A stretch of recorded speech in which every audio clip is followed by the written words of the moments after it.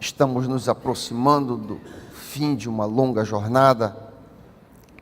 Temos exposto praticamente o livro de Apocalipse inteiro, e esta, embora não seja a última mensagem, o último sermão, eu tinha em mente tentar fazer um apanhado, fazer uma última reflexão, tentando resumir, tirar o suprassumo do livro e fazer uma reflexão, então, encerrando.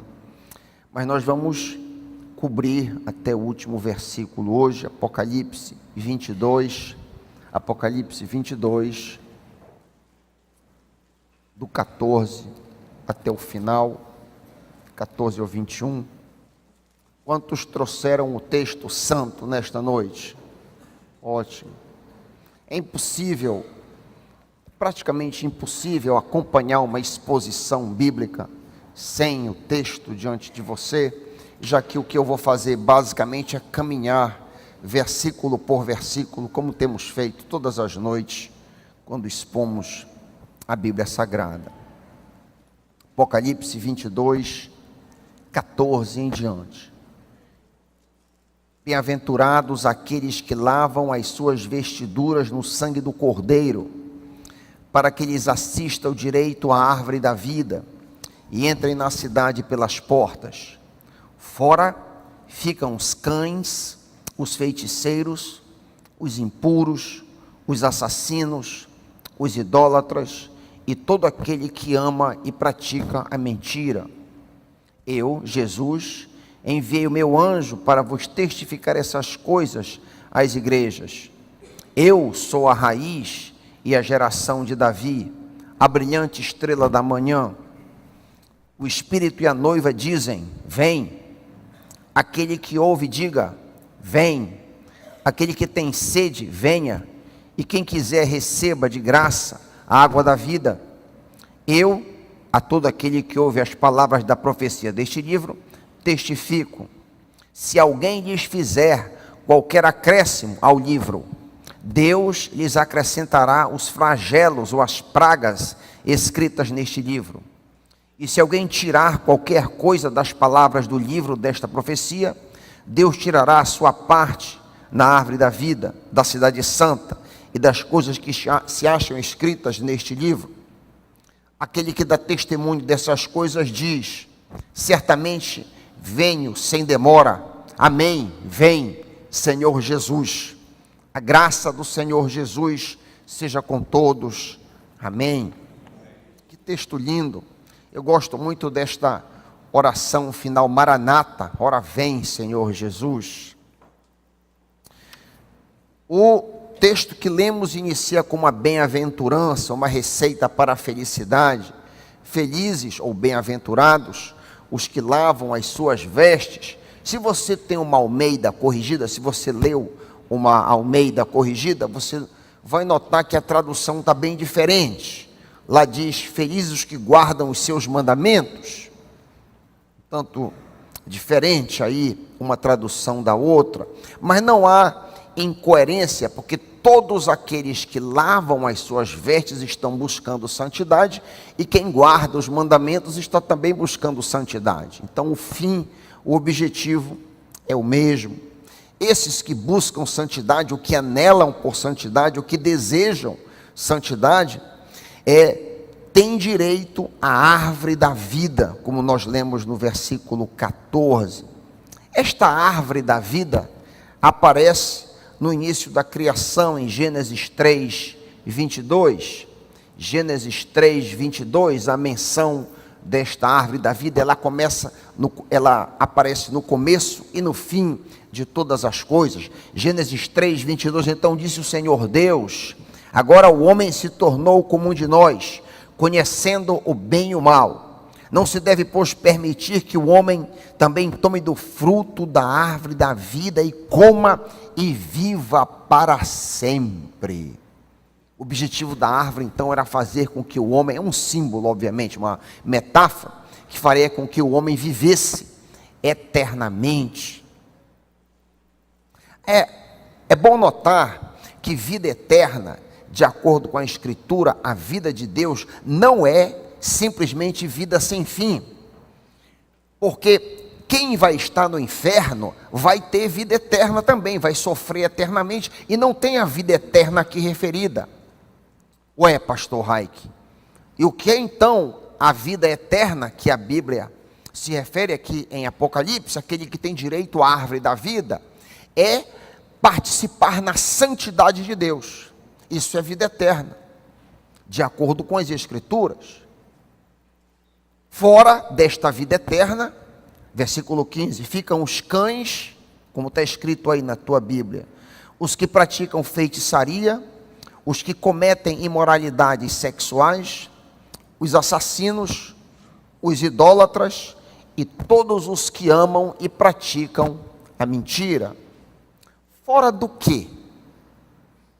Abertura do versículo 15. Fora. Fora do quê? Fora da cidade santa, fora do Éden celestial, fora do reino de Deus. É interessante que João encabeça essa lista aí de pecados com uma metáfora um tanto estranha. Notaram? Cães. Fora ficam os cães. O cachorro, diferente da maneira como hoje nós vemos, com muito amor e carinho, na Bíblia tem uma conotação negativa. Na Bíblia expressa alguém reprovável. E há dois tipos de cães nas Escrituras. Cães, em primeiro lugar, são crentes desviados, crentes, entre aspas, desviados, pessoas que inicialmente recusaram determinadas práticas, mas voltaram a elas. São pessoas que abandonaram determinados pecados, mas eventualmente retornaram a esses pecados. Onde estão esses cães? Deixa um dedo em Apocalipse 22 e te volta para 2 Pedro, capítulo 2, que tu vais então descobrir o que eu estou dizendo. 2 Pedro, capítulo 2, eu vou ler os versículos 10, depois eu vou saltar para o 20 a 22. Diz lá o apóstolo Pedro: esses homens, esses desviados, seguem os desejos impuros da carne e desprezam a autoridade. Solta a frente, versículo 20. Se, tendo escapado das contaminações do mundo, por meio do conhecimento do nosso Senhor e Salvador Jesus Cristo, encontram-se eles novamente embrulhados nessa corrupção e por elas dominados, então estão em pior estado do que no princípio. Teria sido melhor que não tivessem conhecido o caminho da justiça, do que, depois de terem conhecido, voltarem as costas para o santo mandamento que lhes foi transmitido. Confirma-se neles o que é verdadeiro no provérbio: o cão voltou ao seu vômito. Ou ainda, a porca lavada voltou a revolver-se na lama. Então, cães, de acordo com a Escritura, em primeiro lugar, são pessoas que inicialmente abandonaram determinado pecado, determinada prática, porém, no correr do tempo, um mês, meses, anos, acabaram retornando para aquelas práticas. Mas não são apenas esses os cães, de acordo com a Escritura. De acordo com a Bíblia, cães também são líderes irresponsáveis que obtêm vantagens para si à custa do povo de Deus. São líderes, no caso pastores, padres, missionários, bispos, autoridades eclesiásticas, como eu, por exemplo, pessoas que exercem algum tipo de liderança, mas que buscam vantagem, buscam algum tipo de ganho indevido. Onde é que está isso, pastor Raik? Isaías 56, 10 e 12 apenas. Isaías 56, os líderes, ou as sentinelas, algumas traduções, de Israel estão cegas e não têm conhecimento. Todas elas são como cães, incapazes de latir. Deitam-se e sonham, só querem dormir. São cães devoradores insaciáveis, são pastores sem entendimento. todos seguem seu próprio caminho, cada um procura vantagem para si. Não há dúvida que esse tipo de liderança aí envolve, como disse, líderes religiosos, em termos modernos, os sacerdotes ou pastores. Lemos ainda a respeito desses cães em Filipenses 3. Dá uma olhada em Filipenses 3, 2 e 3. Paulo falando aqui. Filipenses 3, 2 e 3. Cuidado com os cães, diz Paulo. Cuidado com os cães. Cuidado com esses que praticam mal.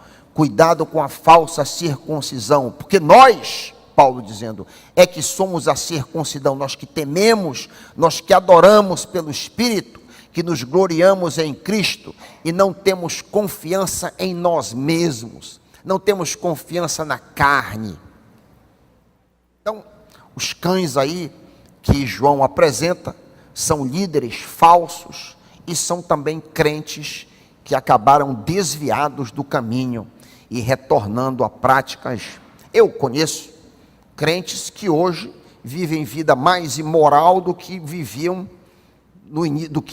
no começo da sua caminhada. Largaram esposa, viveu fornicando à torta e à direita, voltou a fumar maconha e tudo. Então, como que retornou ao período que estava antes de conhecer a Jesus.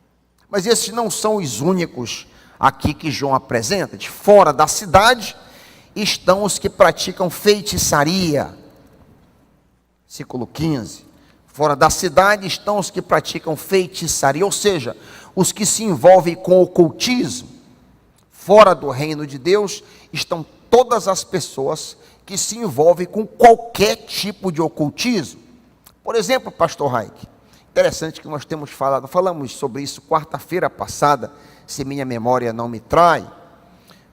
Carta de tarô, macumbaria, oráculo, espiritismo, umbandismo, vidência, magia, levitação, alucinação induzida por drogas, o Santo Daime é um excelente exemplo, invocação de mortos, tabuleiro de ouija, jogo de vela contra o espelho, leitura de mãos e toda e qualquer prática de ocultismo. Isso para Deus é reprovável, é abominável. Deus, segundo lemos em Deuteronômio 18, equipara essas práticas, que nós muitas das vezes não achamos nada demais. Deus as equipara a infanticídio ritualístico, a entregar o neném para o fogo. É a mesma coisa aos olhos de Deus. Se você quiser conferir Deuteronômio 18, 9 em diante, você pode conferir em casa. Deuteronômio 18, 9 em diante, você vê o que Deus pensa de práticas de ocultismo, sejam elas quais forem. Ainda há uma terceira categoria que estão fora dos muros, fora da cidade, aqueles que cometem imoralidades sexuais. Aqueles que cometem imoralidade. O que é imoralidade sexual? Como que você responderia isso? O que seria imoralidade sexual? É toda e qualquer prática que sai fora da norma de conduta que a Bíblia autoriza. Quando lemos no Novo Testamento, só existe uma forma de conduta sexual aceitável de acordo com a Bíblia. É sexo entre um homem e uma mulher dentro do casamento. É sexo, eu vou repetir para ficar bem claro. É sexo entre um homem e uma mulher no contexto do matrimônio. Qualquer coisa fora desse padrão é reprovável. Pedofilia, que é relacionamento com criança, homossexualismo, que é relacionamento com pessoa do mesmo sexo, adultério, que é a prática de alguém que está casado com uma pessoa se relacionar fora, prostituição, que é pagamento por sexo, bestialidade, que é sexo com animais, necrofilia, que é sexo com corpo, com defunto, Fornicação, que é sexo entre duas pessoas que não são casadas, dois namorados, por exemplo. Bissexualidade, que é pessoa que se relaciona com duas pessoas de sexo diferente. Todas essas práticas, pastor Raik, mas isso está tão fora de moda. Pois é, a Bíblia não mudou. A Bíblia não mudou nada. A Bíblia é a mesma. Então, toda prática, seja ela de que tipo for, que foge da norma que a Escritura prescreve, qual seja, no contexto matrimonial, um homem e uma mulher se relacionarem fora disso aí, está fora dos muros da cidade, como nós estamos lendo. Fora dos muros também estão os assassinos. Ué, pastor Raik, quem são os assassinos? 1 João 3,15. Talvez você não saiba que assassino não é só matar alguém, não. Segundo as Escrituras, curioso. Olha esse texto, 1 João 3,15. Quem são os assassinos? Olha o apóstolo João falando, o mesmo que escreveu o Apocalipse. Quem odeia seu irmão é assassino. E vocês sabem que nenhum assassino tem vida eterna. Manter ódio no coração com relação a alguém é um pecado que precisa ser vencido. Cultivar ódio no coração com respeito a uma determinada pessoa é um problema que você precisa vencer, você precisa perdoar. Ah, mas o senhor não sabe o dano que essa pessoa me fez. O senhor não sabe o problema que essa pessoa me trouxe. O senhor não sabe como que eu fui ferido por essa pessoa. Foi a minha mãe embriagada que deixou o lar para se juntar com uma outra pessoa. Como que eu vou perdoar uma coisa dessa? O senhor não sabe o que eu passei. Meu querido, por mais estragada que a tua vida tenha sido daqui para trás, tu queres continuar estragando daqui para frente? Eu vou repetir isso. Por mais difícil, por mais tenebroso, por mais rancoroso e terrível que tenha sido a tua vida desse dia para trás, tu queres estragar o que tem para frente? Se tu queres estragar, não perdoa. Não perdoa. Se tu queres ser livre, se tu queres andar na liberdade dos filhos de Deus, perdoa.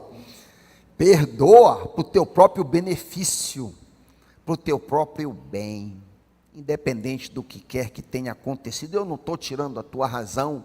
Muitos sofrem dificuldades variadas e carregam cicatrizes terríveis por causa de danos que receberam na infância ou na adolescência, ou o marido que abandonou, ou a mulher que traiu, enfim, milhares de situações variadas que sem dúvida nenhuma são graves, mas entrega na mão do Senhor e agora caminha em liberdade.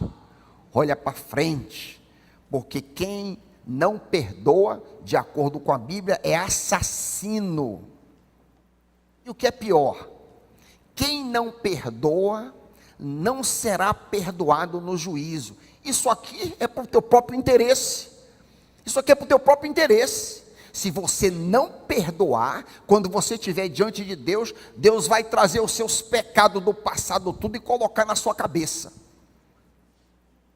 É o que a Bíblia diz em Mateus 6. Você tem dúvida do que eu estou dizendo? Olha em Mateus 6, 14, 15. É muito claro a palavra do Senhor. Verifica isso na Escritura. Mateus 6, 14, 15. Se vocês não perdoarem as ofensas uns dos outros, o Pai Celestial também, perdoarem as ofensas, o vosso Pai também perdoará. Mas se vocês não perdoarem, o vosso Pai Celeste também não perdoará. Não pode ser mais claro do que isso. Não pode ser mais óbvio e claro do que o que está dizendo aqui. Você quer ser perdoado, então perdoe. É para o seu próprio interesse, é para o seu próprio bem. Até porque se você não perdoar, você fica fora da cidade celestial. Fora também ficam os idólatras, segundo o nosso texto. O termo aqui se refere a uma pessoa que coloca em primeiro lugar qualquer coisa que não Deus. Qualquer coisa no lugar de Deus. Pode ser dinheiro, pode ser prazer, pode ser planos próprios, etc. Idolatria é quando você entende que determinada coisa ofende a Deus e mesmo assim você permanece fazendo. Eu pensei que idolatria era a gente se vergar diante de uma estátua. Não, isso aí é uma forma de idolatria. Mas é muito pior, é quando você tem compreensão de que algo está errado, que você precisa mudar na sua vida, que você está ofendendo a Deus e você não se verga. Isso é idolatria. Último grupo de pessoas listadas no versículo 15, que ficam fora do muro, são todos os que amam e praticam a mentira. Mentira é a incoerência entre o que se diz e o que se faz. É a dissimulação, é a falsidade, a hipocrisia. Eu pensei em alguns exemplos sobre mentira. Mentira, por exemplo, é colar na sala de aula. A prática da cola, isso é uma mentira. Um outro exemplo de mentira: você vai vender o carro e você altera o odômetro do carro, para a pessoa pensar que ao invés do teu carro estar muito usado, tem 80 mil quilômetros, tu reduzes para 50 mil, para ganhar um dinheiro. Isso é mentira. E outras tantas dissimulações e falsidades. Qualquer desvio da verdade é uma mentira. É interessante que o primeiro pecado mencionado na Bíblia, o pecado de Satanás, já aqui nesse mundo, não fora, não antes da queda, mas após a queda, é o pecado da mentira. Ele mente a Eva em Gênesis 3:4. A serpente diz: certamente não morrereis. Ele sabia das consequências, mas mentiu. A mentira também é o primeiro pecado castigado na igreja primitiva, Atos 5:3. Atos 5:3. Ananias, como você permitiu que Satanás enchesse o seu coração ao ponto de você mentir ao Espírito Santo e guardar para si uma parte do dinheiro? E por último, o último pecado mencionado na Escritura é justamente o da mentira. Fora da cidade, abre aspas, ficarão todos os que amam e praticam a mentira. Temos então, meus irmãos, que é muito importante que trabalhemos para nos livrar de toda a hipocrisia e falsidade. É interessante que os 144 mil eleitos, os judeus escolhidos, os 144 mil, de Apocalipse 14:5, Apocalipse 14:5, são mostrados como homens sem mentira nenhuma. Avante, verso 16. Eu, Jesus, enviei o meu anjo para dar a vocês este testemunho concernente às igrejas. Eu sou a raiz e o descendente de Davi, a resplandecente estrela da manhã. A expressão aí, raiz de Davi, significa a fonte de onde o rei Davi se originou. Quem foi que criou Davi? Jesus é quem criou Davi. Jesus criou todas as coisas. Aqui é uma ênfase na divindade de Jesus, na divindade de Cristo. O Evangelho, em João 1, diz que Jesus criou tudo o que existe. Jesus não é apenas o carpinteiro que esteve aqui e morreu na cruz. Não. A Bíblia diz que no princípio era a palavra, era o Logos, era Jesus, e a palavra estava com Deus e a palavra era Deus. Aquele Jesus que a palavra sempre esteve com Deus. Ele criou tudo o que existe e nada que existe não foi feito por ele. Então Jesus é o criador de tudo, inclusive de Davi, segundo estamos vendo aqui no texto. Ele é a raiz, mas também ele é o descendente de Davi. Olha aí já é uma ênfase na humanidade de Jesus. A primeira ênfase está na deidade de que Jesus é Deus, e a segunda na humanidade de Jesus.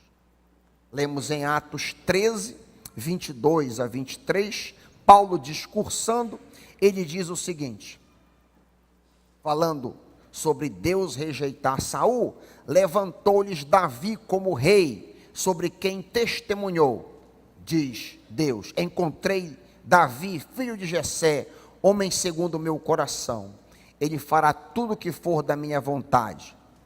Aí Paulo diz, da descendência deste homem, Deus trouxe a Israel o Salvador, como prometera.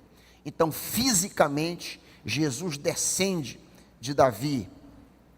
Lemos em Lucas 1, 32, ele será grande, será chamado Filho do Altíssimo. O Senhor Deus lhe dará o trono do seu pai Davi. Então Jesus criou Davi, mas também descende dele. Davi é uma figura emblemática, uma figura épica, em certo sentido, de que ele é o pecador que tentou viver uma vida de acordo com o coração de Deus. Um exemplo para mim e para você, apesar dos seus erros. Mas há uma outra metáfora também, neste versículo 16, olha aí, a resplandecente estrela da manhã. O que é isso aí? Há uma referência aí a Malaquias 4, 1 a 2, Malaquias 4, lá no Antigo Testamento, versículos 1 e 2, diz assim esse texto, atenção, diz o Senhor dos Exércitos, o dia do julgamento está chegando, ardendo como uma fornalha, o orgulhoso e o pecador arderão como palha, consumidos como uma árvore em labaredas, nem raiz nem galho algum sobrará, mas para os que reverenciam meu nome, nascerá o sol da justiça, que trará cura em seus galhos. Para os judeus, o Messias, o Cristo, aparece como o sol no começo do milênio, o milênio terreal, no qual Jesus há de reinar 1000 anos nessa terra. Para o cristão, Cristo é a resplandecente estrela da manhã. Eu fiquei sabendo que antes do sol nascer, em alguns momentos há uma estrela brilhante, muito forte, de madrugada. É essa a referência. Há uma estrela muito forte, de madrugada, um pouco antes do nascer do sol. E esse momento aqui está figurativo, é figurativo ao arrebatamento da igreja do Senhor Jesus, quando todos os crentes em Cristo subirão para se encontrar com Ele e descerão, ato contínuo, para reinar neste mundo. Jesus é o sol da justiça. Versículo 17, o Espírito e a noiva dizem, vem. Todo aquele que ouvir, diga, vem. Quem tiver sede, venha. Quem quiser, beba de graça da água da vida. É interessante que quando nós estudamos aqui Apocalipse 22, 11, umas 3 semanas atrás, aparentemente Deus já havia desistido de nós. Deus já havia desistido dos pecadores. Vocês lembram daquele texto enigmático em Apocalipse 22, 11? Se você tiver aberto a sua Bíblia em 22, se você bater os olhos um pouco em cima, tem um texto obscuro que diz assim, continue o injusto a praticar a injustiça, continue o imundo na imundície. Que ordem mais estranha é essa? O que quer dizer isso? A pessoa que está pecando, que peque mais ainda, diz a Bíblia. Como que a gente pode entender esse comando aí? Não é o objetivo, não é o texto que nós estamos trabalhando, mas ele lança luz nesse versículo 17 aqui.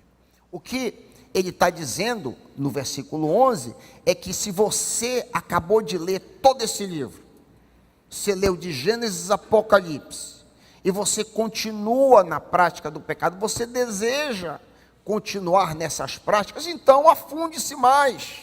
É o que ele está dizendo. Você entendeu a mensagem, você chegou até aqui, então, mas aí parece que quando tudo estava perdido, versículo 17, que nós demos, olha quanta misericórdia, vem, aquele que ouvir venha, quem tiver sede venha, Quem quiser, beba de graça. Deus ainda dá uma outra chance. Isso é a misericórdia do Pai. Isso é a misericórdia do Pai. Sempre está de braços abertos para receber. Sempre está de braços abertos para te acolher. Ah, mas eu fiz isso, eu fiz aquilo. Não interessa. Não interessa.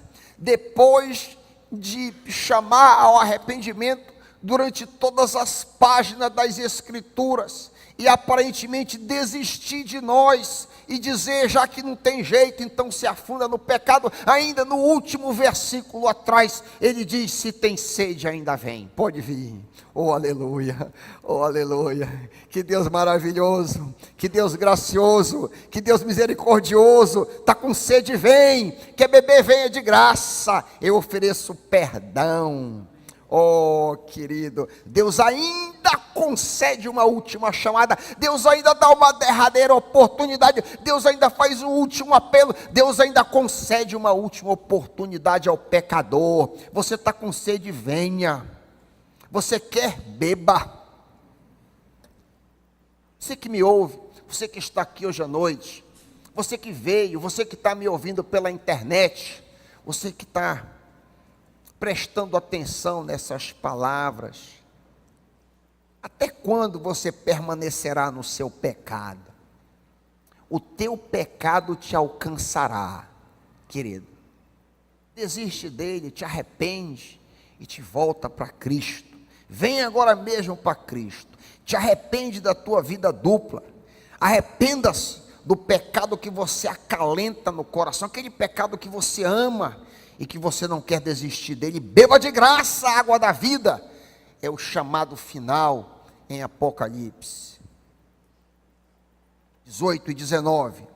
Declaro a todos os que ouvem as palavras da profecia deste livro: se alguém acrescentar algo, Deus lhes acrescentará as pragas descritas neste livro. 19. Se alguém tirar alguma palavra desse livro de profecia, Deus tirará dele a sua parte na árvore da vida e na cidade santa. As pragas que estão aqui descritas são diz respeito à ira de Deus. Ninguém está autorizado a tirar ou colocar nada na Bíblia.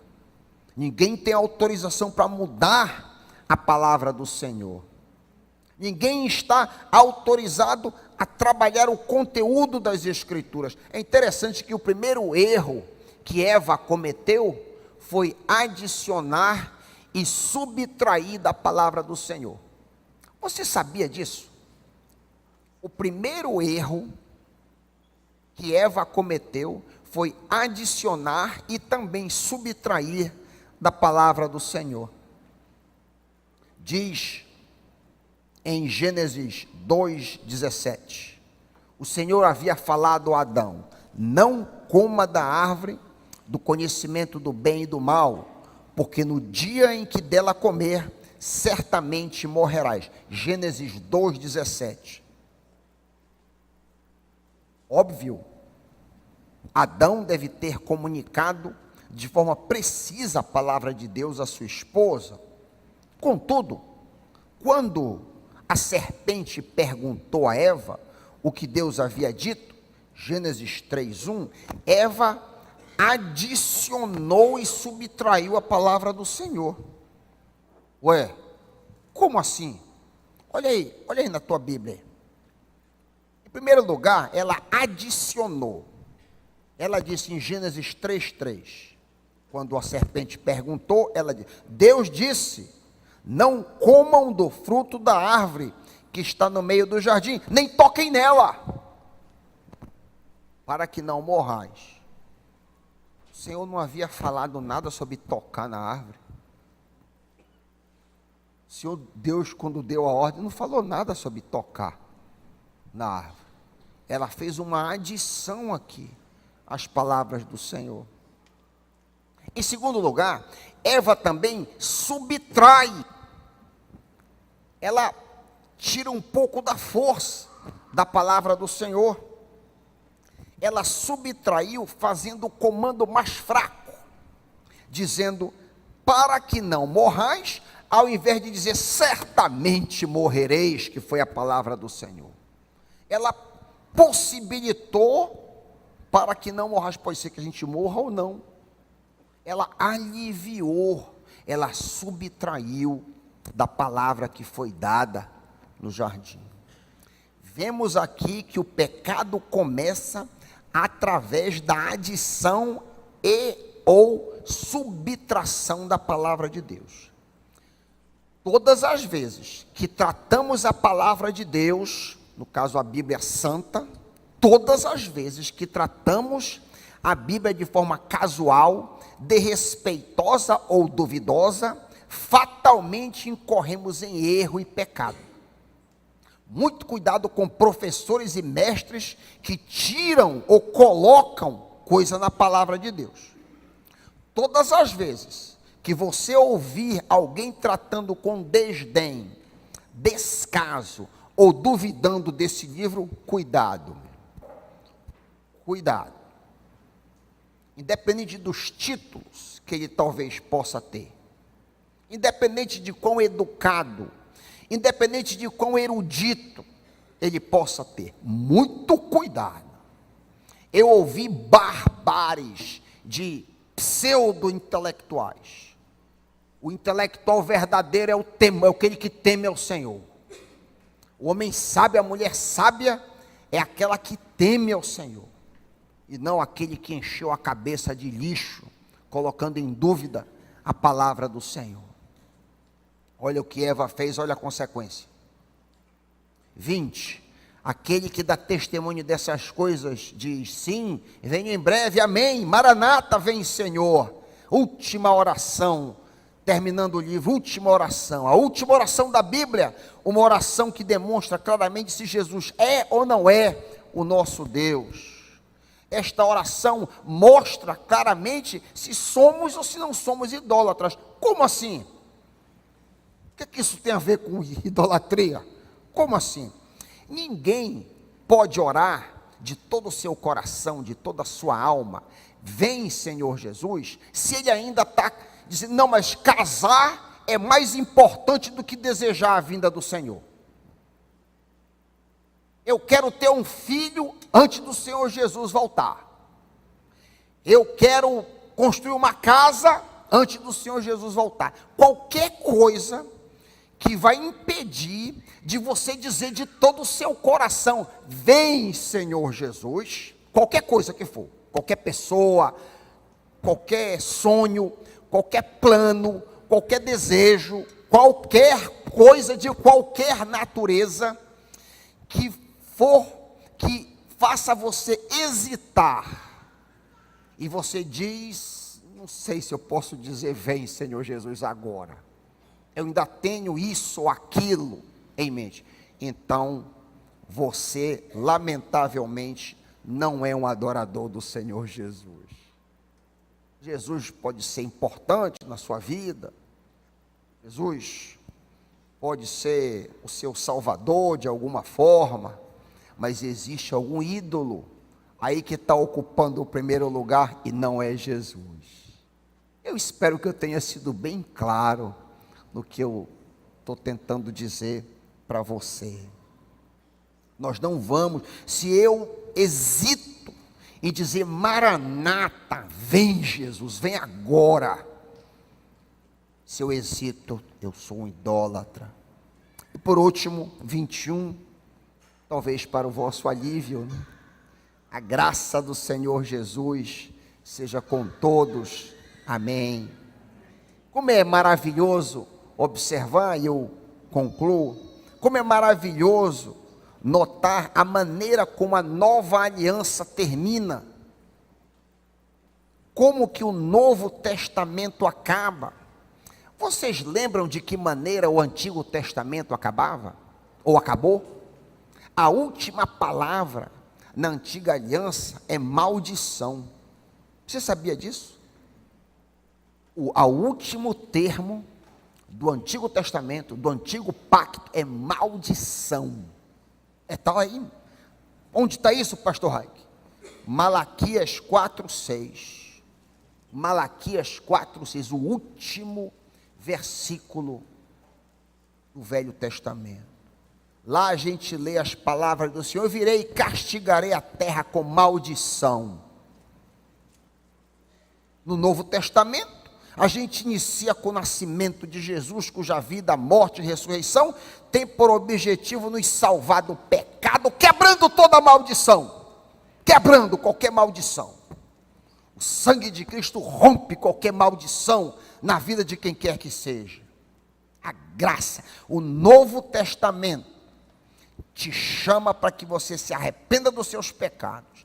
E se você está debaixo de qualquer maldição da lei, receba de graça o Senhor Jesus, beba de graça, não fique fora da cidade celestial, não fique fora dos muros da Jerusalém eterna. Arrependa-se dos seus pecados e lave a sua roupa no sangue do Cordeiro. Felizes os que lavam as suas vestes no sangue do Cordeiro, para que tenham direito à árvore da vida. Você que veio aqui hoje à noite, você que veio e você entendeu a mensagem, você compreendeu a palavra do Senhor, o Senhor falou de alguma forma no teu coração, o Senhor de alguma maneira tocou uma área, o Senhor de alguma forma te incomodou com algo, e você deseja mudar de vida, ou parar alguma coisa, ou você deseja tomar alguma decisão hoje à noite. Eu queria orar contigo hoje à noite. É de graça, diz a palavra do Senhor. Bebe de graça. As coisas de Deus são todas gratuitas. Você não paga nada. O que você precisa fazer é se arrepender. Se arrepender é estar andando nessa direção e dizer: não, dora em diante eu vou andar nessa direção aqui. Eu vou partir companhia. Aleluia. Se alguém quer tomar qualquer decisão de qualquer natureza e quer que eu ore com você, se você quer receber a Cristo como seu Salvador hoje à noite, você quer se reconciliar, você está afastado, você é crente de banco, mas você está afastado, e você quer Cristo na sua vida hoje à noite, levante a sua mão, quero orar com você. Alguém? Amém, pode baixar, já vi, pode baixar. Alguém desse lado que quer receber a Cristo Jesus como seu Salvador, levante a sua mão. Amém, pode baixar, já vi. Alguém em cima, alguém aí na galeria, deseja receber a Cristo como seu Salvador. A igreja esteja orando, há uma batalha, o diabo vai dizer para você não fazer isso não, espera mais um pouco, Satanás vai tentar te enganar, espera, vive, curte mais a vida, não faz isso, isso vai estragar a tua vida. É mentira. É a melhor decisão que você pode tomar na sua vida, é abraçar Jesus Cristo. Eu nunca me arrependi de ter tomado essa decisão. Alguém mais que quer tomar essa decisão? Alguém em cima quer se reconciliar? Não tenha vergonha de ninguém. Levante o seu braço corajosamente. Hoje é dia de decisão. O Espírito do Senhor está passeando no nosso meio. Você quer parar com determinado pecado, você quer quebrar uma maldição na sua vida. Se arrependa dos seus pecados e venha para Jesus. Isso é uma oportunidade de ouro, não desperdice. Se a voz do Espírito de Deus está chegando, não resistais. Não resistais à voz do Espírito de Deus na tua vida.